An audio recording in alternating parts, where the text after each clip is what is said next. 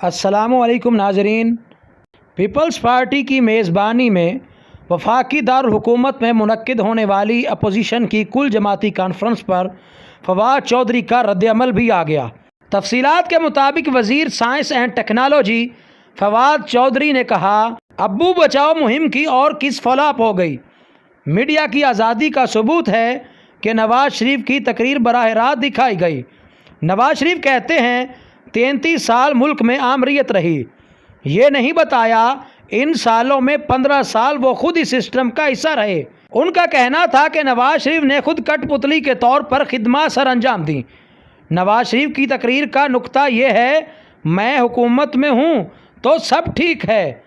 उनको गिला है जब इमरान खान और आवाम ने मुझे निकाला तो साथ क्यों ना खड़े हुए।